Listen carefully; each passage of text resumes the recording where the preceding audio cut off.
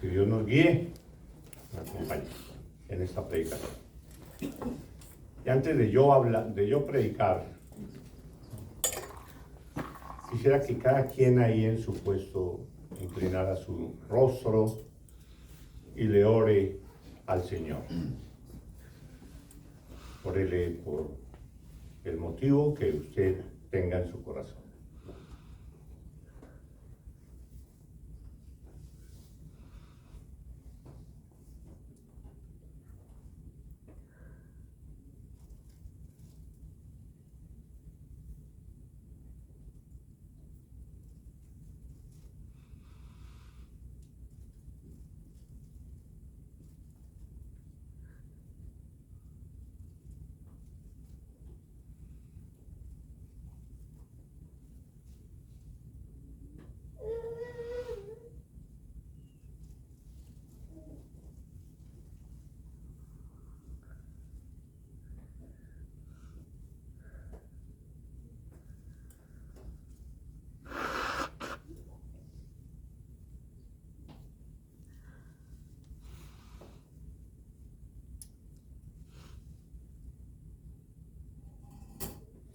Padre Santo, ya que has escuchado las oraciones de la congregación, Padre del Cielo, te oro para que tu misericordia se derrame sobre todos nosotros, Señor, y que todas estas oraciones se hayan escuchadas y respondidas por ti, de acuerdo a tu voluntad, Padre Santo. Ponemos esta predicación en tus manos, Señor, que seas tú bendiciéndonos y transformándonos a través de tu palabra. Te damos gracias, Señor, en Cristo Jesús. Amén. Amén.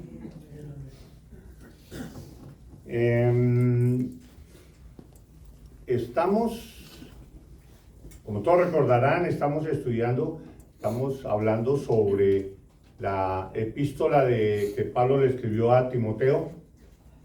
Y esta epístola es la primera carta que él escribió a él, primera de Timoteo, y estamos en el capítulo 3 y vamos a ver los versículos del 14 al 16, 3 versículos nomás. El título de la predicación es La Iglesia y el Evangelio. La Iglesia y el Evangelio, dos términos que pocas veces hemos escuchado.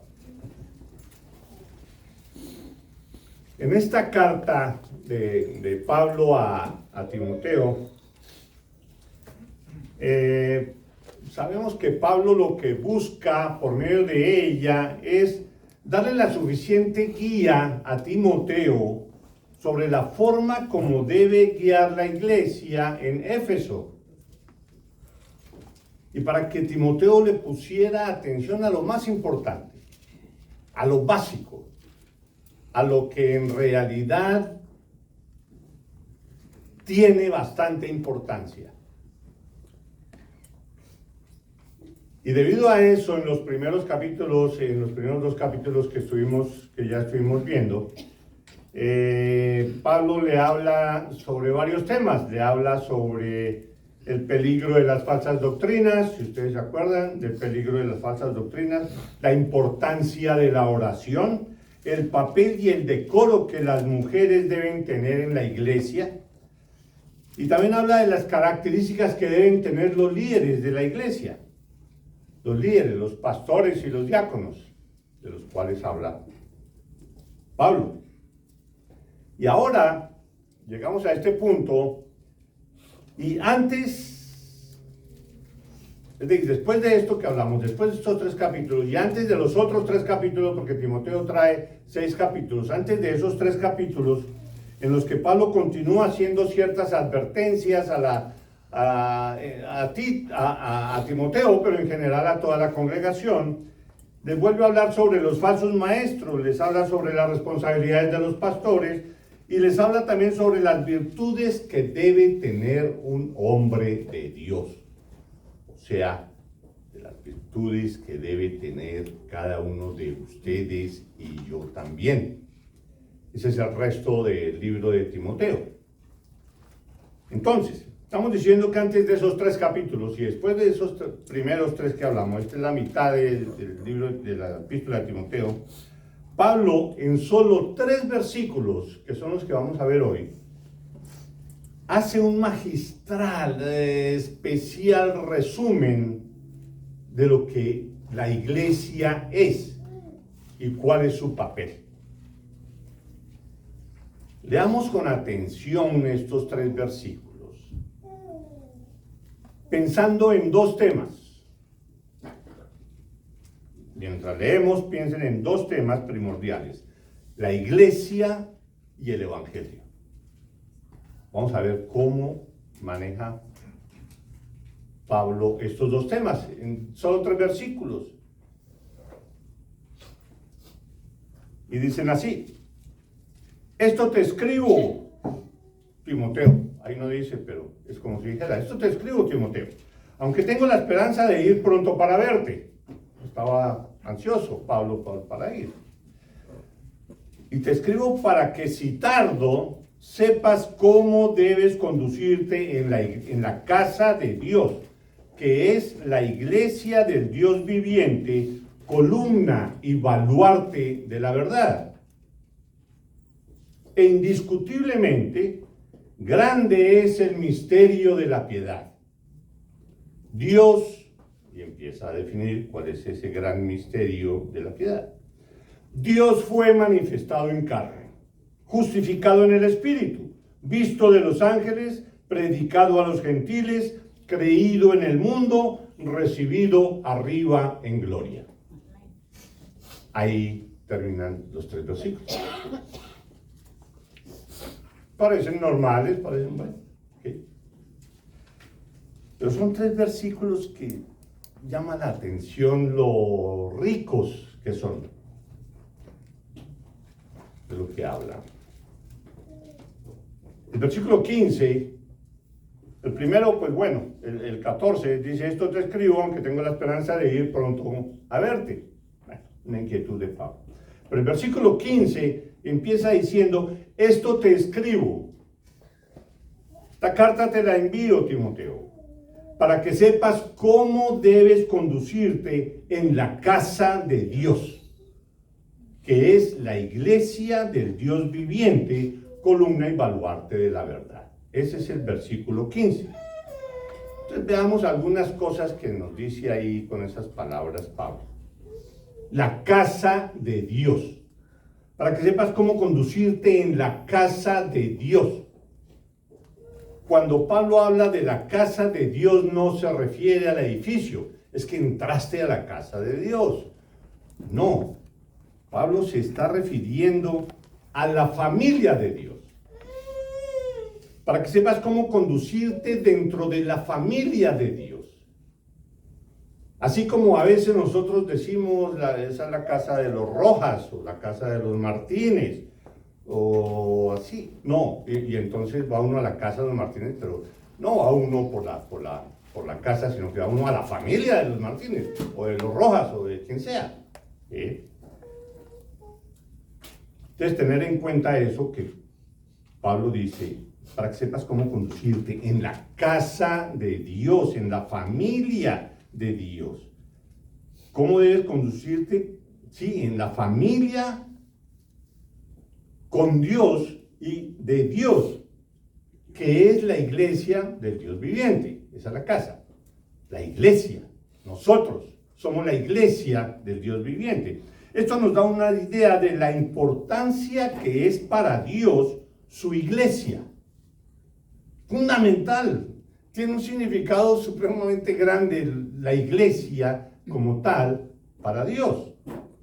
Esta congregación donde nos estamos reuniendo nosotros aquí, no es, sí, yo atiendo a una iglesita ahí que está ahí en Avondale, ahí es un pequeño grupo allí, es una iglesita. No es solo una iglesita, no es solo un ministerio de otra iglesia. No, no es eso. Si lo pensamos así, no hemos entendido nada del significado ni del evangelio, ni del sacrificio de Cristo, ni de todo lo que Él vino a hacer. Es la iglesia, lo que estamos aquí. Nosotros somos la iglesia del Dios viviente. Somos la familia de Dios. Nosotros somos la familia de Él. Y nos debemos sentir como tales. Dios está aquí con nosotros, por decirlo así, atendiéndonos, consolándonos, averiguando cómo nos fue esta semana, qué necesitamos. Él quiere que estemos bien. Él quiere darnos su misericordia, su amor. Él quiere atendernos, así como tú atiendes a cualquier invitado allá en tu casa. Tú tratas de darle todo lo que puedes para ese invitado. Así debemos sentirnos, somos la iglesia, estamos en la familia de Dios. No somos cualquier familia, no somos del mundo, somos especiales.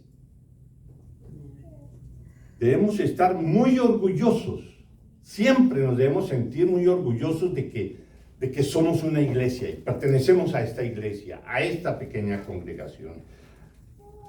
Debemos estar orgullosos de eso, que Dios nos haya hecho de su familia, que nos haya dejado formar parte de ese círculo familiar de Dios.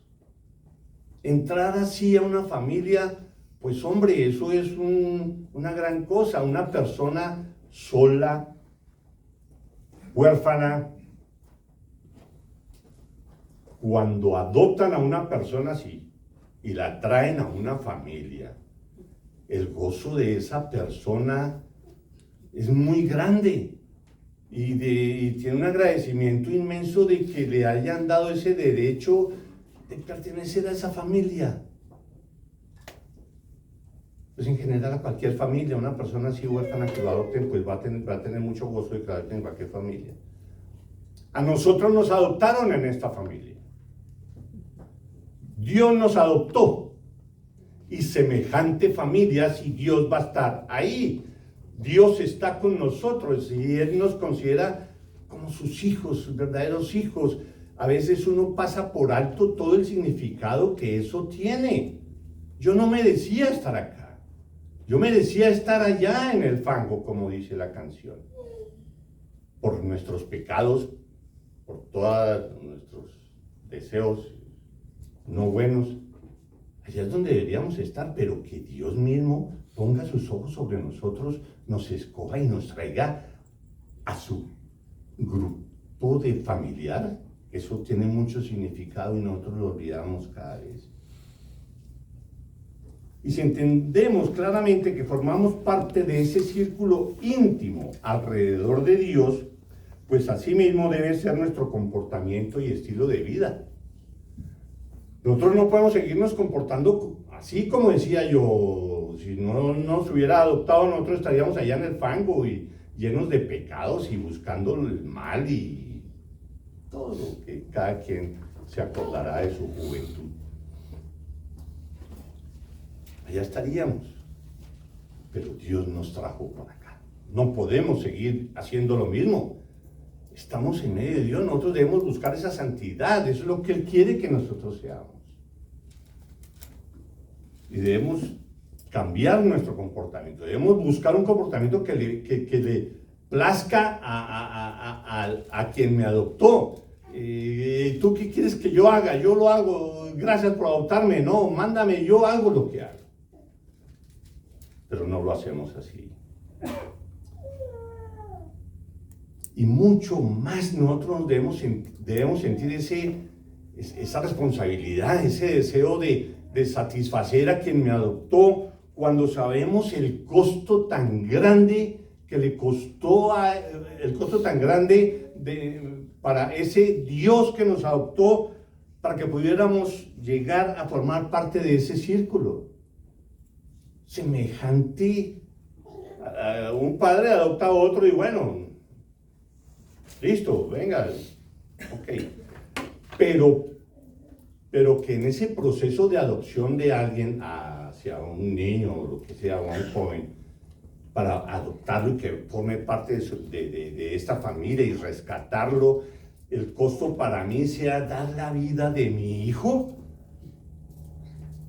Y no, yo quiero dar la vida de mi hijo para que tú vengas acá y disfrutes de mi presencia, de mi amor, de mi soporte, de mi misericordia, de todo lo que yo pueda darte. Yo quiero dártelo a ti. No, sí, yo voy a perder a mi hijo porque él va a morir, pero no importa, yo quiero adoptarte, a pesar de ese costo.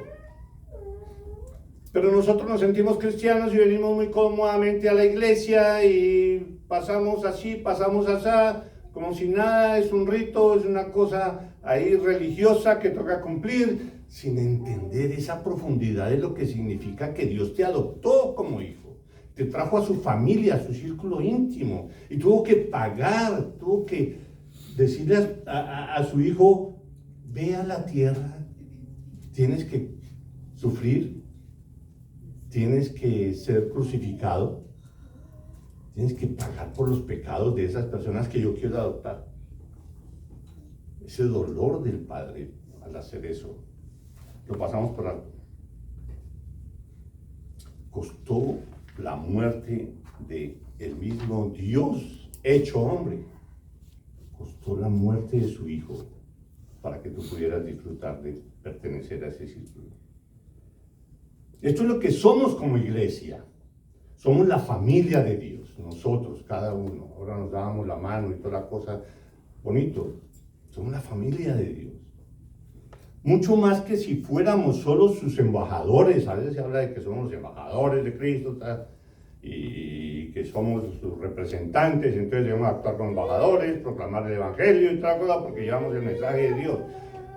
Pero mucho más que eso debemos entender que somos hijos, somos de la familia de Él. Somos hermanos. No dejemos a un lado ese concepto que somos hijos del Dios Todopoderoso y que formamos una familia. A veces las necesidades de los hermanos las escuchamos y toda la cosa, pero se oró y listo y punto, se acabó. Ahí se acabó ya nuestra responsabilidad como hermanos entre nosotros. Simplemente escuchar la necesidad, pero no nos movemos para tratar de ayudar en la solución de esa necesidad. ¿Y cuál es nuestro papel? Ya sabiendo quiénes somos en realidad. ¿Cuál es nuestro papel? Dios nos hizo sus hijos solo para poder decir, somos sus hijos, somos hijos de Dios. ¿Solo para eso? Para decir, ahora yo formo parte de la familia de Dios. No, nos recibió como hijos para algo. Todo tiene que tener un motivo, un objeto para el cual Dios hace las cosas. Dios hizo las estrellas para que alumbraran. ¿Qué sacaríamos con una estrella que no alumbrara?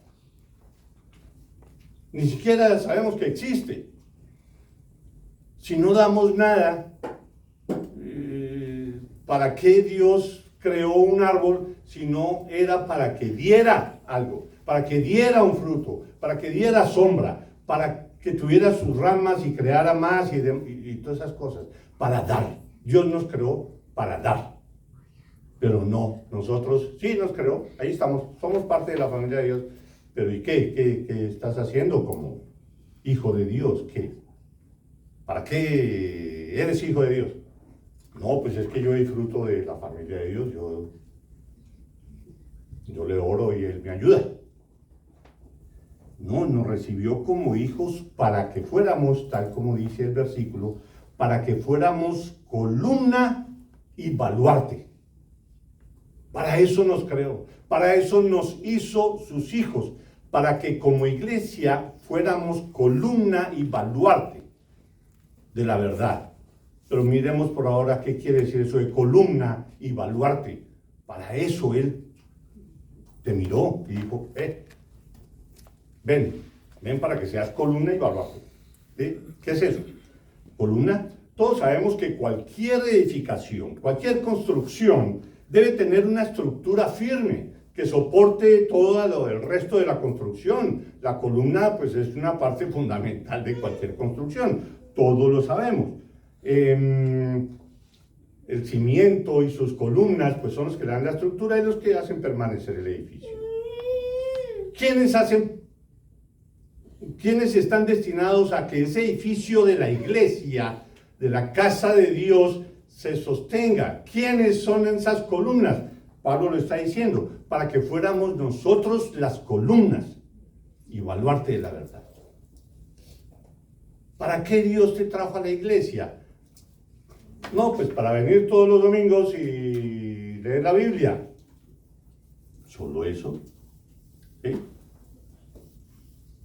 Debemos ser los que sostienen la iglesia. Pablo debió tener como referencia, cuando estaba hablando de columna, de que somos la columna, parece que él tenía como referencia el templo de Diana, una de las diosas que había en Éfeso. Había una gran construcción para la diosa Diana. Una de tantas diosas como tenían allá los griegos. Tenía 127 columnas de mármol, enchapadas de oro y adornadas de acuerdo a la categoría del rey o de la persona que donó lo que se necesitara para esa columna.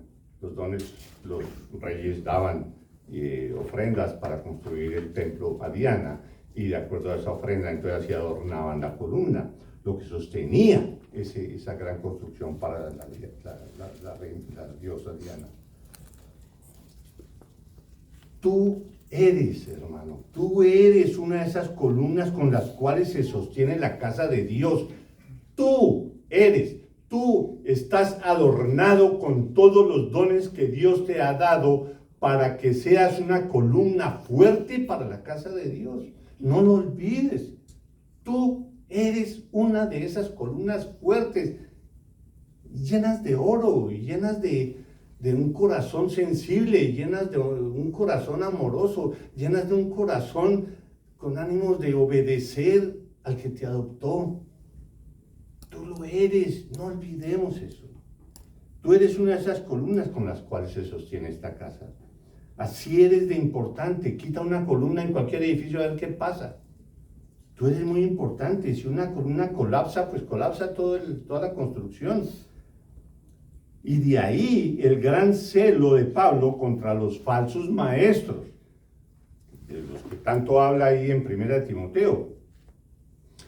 ¿Qué es lo que tratan de hacer ellos? Pues que una de esas columnas colapse, distraerte a ti, apartarte, que tú seas un mal ejemplo para la iglesia, porque así, si tú eres un mal ejemplo para la iglesia va a colapsar. Y Dios no va a ser glorificado. Se cumplen los deseos de enemigo, de Satanás, de destruir la familia de Dios. ¿Cómo se destruye? Al ponerle una atención a doctrinas bíblicas falsas. Ahora, al hablar de baluarte, entonces primero habla de columna. Tú eres una columna. Y no solo eres una columna, tú eres columna y baluarte. Al hablar de baluarte, Pablo está hablando del cimiento de esas columnas. Si una columna no está bien cimentada, pues colapsa fácilmente, ¿sí? Pero la palabra baluarte también tiene otro significado, que no es el cimiento, sino que es, bueno, y si fuera cimiento, de todas maneras tendría un gran significado, porque esa columna debe estar basado en un buen cimiento, que es Cristo mismo, que es la palabra de Dios. Si la columna no está sobre la palabra de Dios, pues es una columna que va a colapsar,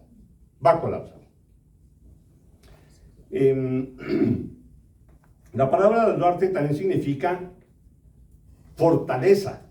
O sea, la iglesia también es una fortaleza. Y una fortaleza, pues ustedes saben que es una fortaleza. Son una construcción grande para preservar lo que está aquí adentro. Las personas que están aquí adentro. Los muros son grandes, los muros son altos. bien construidos, potentes. Esos somos nosotros. Estamos bien construidos, estamos con la palabra de Dios, nos estamos alimentando para ser lo suficientemente fuertes y poder preservar y defender la batalla, la palabra de Dios. Eso es lo que estamos haciendo nosotros. La iglesia de Dios. La iglesia de Dios ha soportado cantidad de embates durante toda la historia de la humanidad que el mundo ha tratado de acabar con la iglesia. Pero la iglesia, la casa de Dios, tiene tanto poder por personas que entienden que son las columnas y baluarte de la verdad y la han defendido durante todos estos 2000 años. Tú has permanecido junto a la iglesia, la defiendes así como la han defendido muchos durante toda la historia. ¿Estás haciendo algo para preservar esa casa de Dios? ¿Estás trayendo más personas que puedan llegar a ser columnas de esa construcción, que puedan seguir fortaleciendo ese baluarte para que el enemigo no le haga daño? ¿Tú lo estás haciendo o no? Eso es lo que cada quien debe preguntarse. ¿Estamos cumpliendo con lo que Pablo está diciendo? Pero ahora, otro pasito más. Toda esta fortaleza y todas estas columnas bien cimentadas y todo esto, y una fortaleza un baluarte bien fuerte, ¿para qué? ¿Para qué es eso? ¿Para qué tenemos eso? ¿Solo para conservar la iglesia por sí? ¿Para preservar la construcción y listo? Para que seamos, Pablo contesta esa pregunta, para que seamos protectores y al mismo tiempo emisarios de la verdad. Nosotros somos las columnas y baluarte de la verdad. Todos sabemos cuál es la verdad. ¿Cuál es la verdad? Poncio Pilato era lo primero que le rechazó a Jesús. ¿Y qué es la verdad?, le decía Pilato a Jesús. Pues la verdad era a quien tenía ahí al frente. Jesús es la verdad. El versículo 15, esto te escribo, es lo que decía, esto te escribo para que sepas cómo debes conducirte en la casa de Dios, que es la iglesia del Dios viviente, columna y baluarte de la verdad. La iglesia enarbola y defiende la verdad. Y escribamos eso con mayúsculas. Nosotros estamos enarbolando y defendiendo la verdad. Tú estás defendiendo la verdad de Cristo ante todas las demás doctrinas falsas que hay, y estás tratando de evangelizar y que las personas con las que tienes contacto luchen contra esa o dejen atrás todas esas doctrinas falsas y que sepan la verdad. ¿Lo estás haciendo? ¿Y cuál es el contenido? Pues la verdad sabemos que es el contenido de la fe cristiana. ¿Cuál es el contenido de la fe cristiana? ¿Qué es eso en últimas? ¿Qué es? Pablo lo resume eso magistralmente en el versículo 16, en el último versículo que vamos a ver hoy.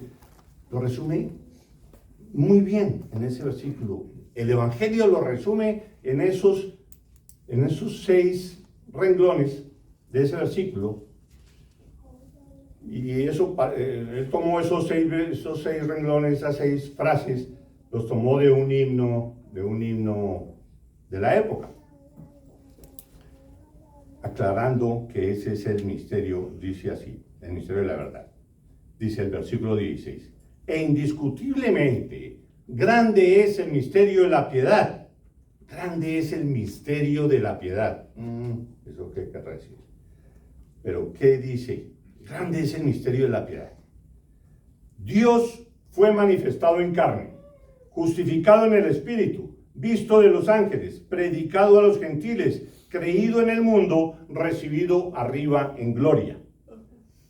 ¿Qué está describiendo ahí Pablo? Está describiendo a Cristo Jesús. ¿Sí? Cristo fue Dios fue manifestado en carne. Dios vino en carne, se hizo carne en Cristo Jesús. Justificado en el Espíritu dio testimonio de que Él era el Hijo de Dios. Fue visto de los ángeles. Cada rato estaba con ángeles y los ángeles eran los que lo asistían y demás. Lo vieron los ángeles. Fue predicado a todo el mundo, predicado a los gentiles y lógicamente a los judíos también. Y fue creído en el mundo. Y aparte de que fue creído en el mundo, fue recibido en el cielo en gloria. Está resumiendo a Cristo Jesús. Pero veamos qué es eso del ministerio de la piedad. Dice el versículo, e indiscutiblemente grande es el misterio de la piedad. Ok, ¿qué es eso? En primer lugar, la palabra misterio, cuando la vean ustedes en la Biblia, la palabra misterio no es de que algo que esto es por allá profundo. No, sí, fue profundo y sin significado anteriormente en el Antiguo Testamento, en la historia. Era un misterio, nadie sabía el significado, pero ahora ha sido revelado en el Nuevo Testamento. ¿Sí? Entonces, en primer lugar, la palabra misterio es un término usado para referirse a una verdad que permaneció oculta, pero ahora ha sido aclarada. Y lo que se dice piedad, ¿qué es piedad para ti? ¿Qué es la piedad? El misterio de la piedad. ¿Por qué misterio? Bueno, misterio que no sabíamos antes, pero ahora sabemos. ¿Qué es lo que sabemos? Piedad se refiere a las verdades de la salvación, cómo una persona puede ser perdonada de sus pecados, cómo puede adquirir, por decirlo así, el derecho a ir al cielo, cómo es que Dios permite que alguien vaya al cielo por la eternidad y disfrute de su presencia por siempre. La piedad se refiere a las verdades de la salvación y la justicia, a las verdades de la salvación y de la justicia en Cristo, que a su vez produce santidad en los creyentes. Entonces, la piedad se refiere a las verdades de la salvación, pero es la que produce al mismo tiempo santidad. La palabra piedad, digamos, para entenderlo un poco mejor, se refiere al desarrollo interno en tu corazón, adentro tuyo. La palabra piedad se refiere al desarrollo interno de la fe en Cristo Jesús, que te motiva, que te mueve a querer ser igual a Cristo Jesús. Tú quieres ser, esa es tu piedad. ¿Y cómo muestras esa piedad? ¿Cómo vives esa piedad de querer ser igual a Cristo Jesús? ¿Qué es lo que tienes que hacer? Haciendo todo lo que Él dijo que hicieras. Él quiere que tú seas una persona piadosa y Él te dice qué es lo que tienes que hacer. Él lo que quiere es que tú obedezcas todo lo que Él hizo, que hagas lo mismo que Él te enseñó. Y esa piedad es lo que demuestra cuál es tu entrega a Cristo Jesús. En realidad tú ¿has entendido el Evangelio? ¿Has entendido el sacrificio de Cristo Jesús? ¿Has entendido el amor de Dios para enviar a su Hijo y morir por ti, para adoptarte? ¿Has entendido todo eso? Entonces de tu corazón están haciendo ese deseo de obedecer a Dios y de amarlo sobre todas las cosas. Si eso es así, tú eres un hombre piadoso, porque quieres tu vida diaria, tu vida todos los días, es tratar de buscar a Cristo, es tratar de obedecerlo. No es solo el darle gracias a Dios por un día más de vida que te dio, no es solo darle gracias a Dios porque te sanó de una enfermedad, es darle gracias a Dios porque tienes un día más de vida para glorificar a Dios por medio de tu testimonio. Tienes un día más de vida para satisfacer a Dios, mostrándole tu obediencia a Él. Pero es para algo. Al comienzo hablábamos, si algo está creado, por ejemplo, hablábamos de las estrellas, si la estrella no da luz, pues prácticamente no sabemos que exista. Porque si no da luz no la vemos, entonces no existe. ¿Sí? O un árbol. ¿Cuál árbol es el que no da fruto? El que está muerto. El resto todos dan fruto. Unos frutos a veces son malos, pero da fruto, pero da algo. Pero nosotros, gracias Dios por un día más de vida que me das. Ok, sí, un día más de vida, pero ¿para qué? ¿Lo estás usando para la gloria de Dios o no lo estás usando para la gloria de Dios? Punto. O sea, para nada. ¿Para qué dar gracias por un día más de vida? Como si la vida fuera la vida en sí. No, la vida tiene significado, es por lo que tú haces en tu vida. ¿Para quién vives la vida? Y no puedes vivirla solo para tu hijo, tu esposa. Tú debes hacer eso, sí, pero debes tener una esperanza mucho más de mucho más alcance. La esperanza de Cristo Jesús, la esperanza de estar al frente de Dios por la eternidad. Esa es tu esperanza. Indiscutiblemente la piedad es algo que nosotros mismos tenemos que buscar. Nosotros mismos tenemos que hacer crecer esa piedad. De nosotros depende esa entrega, esa búsqueda interna para amar a Dios. Incluso en 1 Timoteo capítulo 4, versículo 7, Pablo dice, ejercítate para la piedad. Ejercítate. ¿Qué entiendes tú cuando escuchas esa palabra de ejercítate? Bueno, empezar a hacer ejercicios, lógicamente es lo que dice la palabra, a hacer esto, a hacer lo otro, pero hacerlo. No solo saber, es hacerlo. Ejercítate para la piedad, pues la piedad para todo aprovecha, dice Pablo, pues tiene promesa de esta vida y de la venidera. Esa es la piedad. Los últimos 6 versículos resumen ese misterio, el misterio de Cristo, ya lo dijimos. Esos 6 versículos que leímos muestran la vida de Cristo, que vino acá, se humilló, vino y se hizo hombre, sufrió, entregó su vida y luego fue enaltecido. Para poder entender mejor esos 6 versículos, esos 6 renglones de ese versículo, como un resumen de lo que es el Evangelio, es bueno referirnos a Filipenses 2, del 5 al 11, que sabemos que habla lo mismo. Y lo voy a leer y vamos a terminar con eso. Filipenses 2, del 5 al 11, para que entendamos quién es Cristo, para que entendamos cuál es el Evangelio, para que entendamos el motivo por el cual existimos nosotros aquí, para que entendamos cuál es el fin de los hijos de Dios que están en la casa de Dios, que están en la familia de Dios.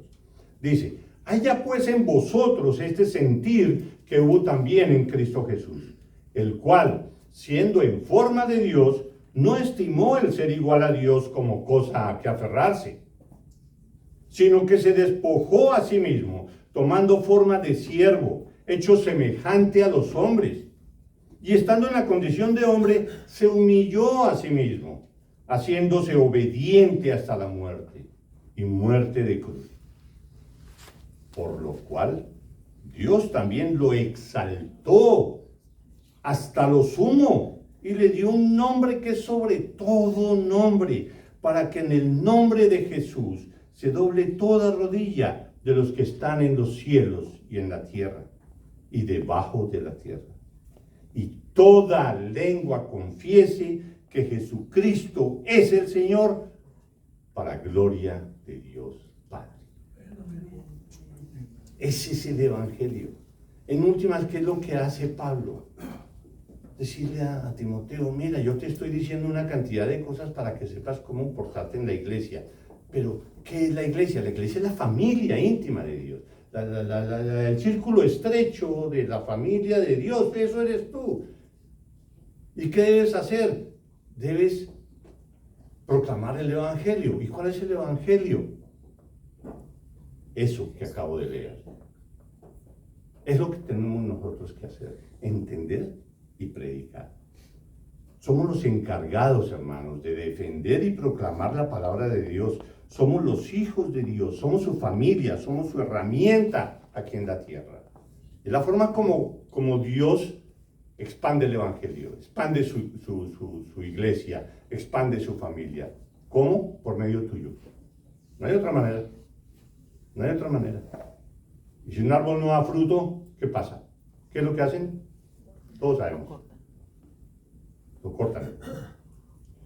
Nos dio Dios la salvación por medio de la fe en Cristo Jesús. Entonces, por lo tanto, el objetivo de nosotros es vivir para fortalecer la familia de Dios. En general, siempre quedaremos admirados de la obra de Dios. Nunca cesaremos de admirarnos de su grandeza y poder, así como lo dice Romanos 11. Lo leo y terminamos. Romanos 11, versículo 33 al 36. Oh profundidad de las riquezas de la sabiduría y de la ciencia de Dios. Cuán insondables son sus juicios e inescrutables sus caminos. Porque ¿quién entendió la mente del Señor? ¿O quién fue su consejero? ¿O quién le dio a él primero para que le fuese recompensado? Porque de él y por él y para él son todas las cosas. A él sea la gloria por los siglos de los siglos. Amén. Amén.